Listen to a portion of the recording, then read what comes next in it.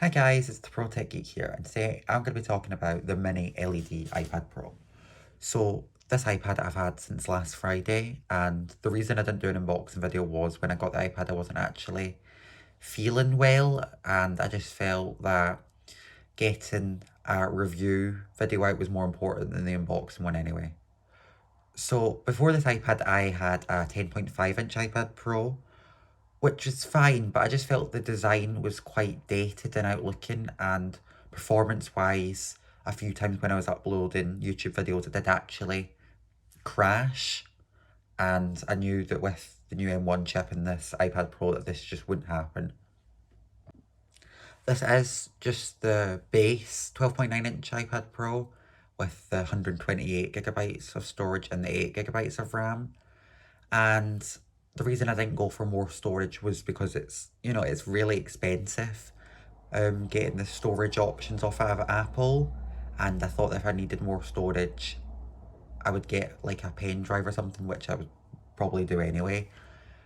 And the 8GB of RAM is plenty, especially for me.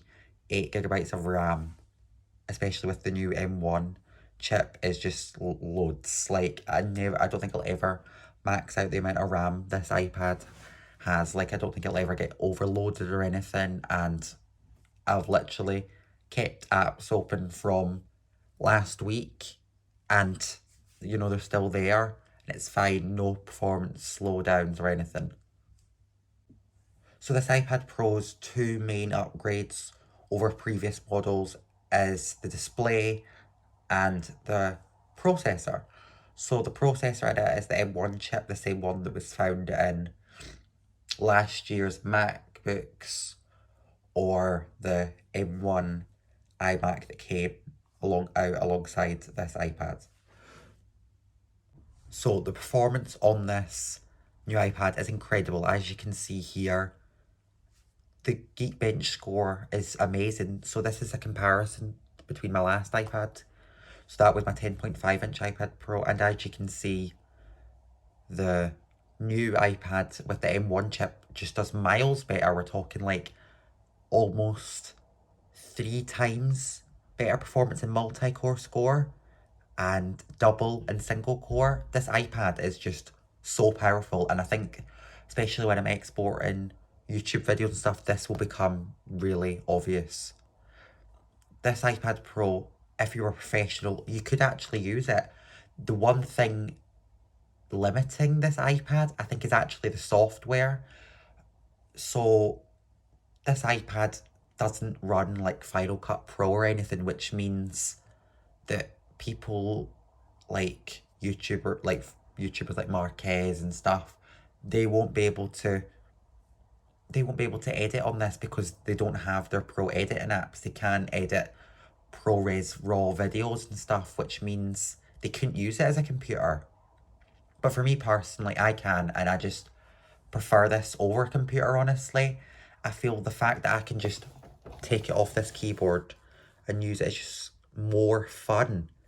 And I just like that about it. I think that a MacBook's just quite boring and basic, and I just like the functionality better of an iPad. I also think the display on this iPad is much, much better than the one on a MacBook, because stuff like having a mini LED display and fast 120 hertz. And the display is mini LED, which is similar to OLED, but it's cheaper, which means that this year's iPad didn't actually cost any more than last year's, which was good. And this mini LED just has really deep blacks like an OLED panel. So we can watch 4K HDR on this iPad, and the videos on this just look amazing. Movies are great, and anyone that loves to watch a lot of content on their iPad will really appreciate the screen. The keyboard is amazing. I'll go further in depth in another video about that, but to make it a laptop, you do really need the keyboard. So overall, this iPad is amazing, and I will notice, more and more over time how good it is. So I'll do a full in-depth review maybe in a month or so. And yeah, I'll be able to tell when exporting videos and stuff how powerful this iPad really is. So if you're thinking about buying this iPad Pro, well, you're probably not going to get it shipped for a wee while because there's a limited number of them, because mini LED displays weren't being manufactured as early on as Apple would have liked because of COVID and stuff. Means there's not as many mini LED iPad Pros. So if you want one, you might be waiting till July or something to get one, or maybe even August. But honestly, it's worth the wait. These iPads are great. The specs on this you can get right from 128 gigabytes storage and 8 gigabytes of RAM to the cellular one with 2 terabytes of storage and 16 gigabytes of RAM, which just, wow, like, I think only people who are using it with that amount of RAM are going to be proper professionals. And yeah, I think for most people, the base model iPad Pro probably is the best option because it is so expensive and you can just buy more storage later on. And because Apple optimizes their RAM so well, it makes 8 gigabytes of RAM feel like 16 anyway. And yeah, I just love this iPad so much. Just the look, design, everything about it. And the camera on this iPad, I've not really used that much. I'm not really a big camera user on my iPad. But if I show you here, so it's actually a dual sensor here, which I think it is a bit overkill for an iPad. So it's a wide and ultra wide sensor. And yeah, it's just like,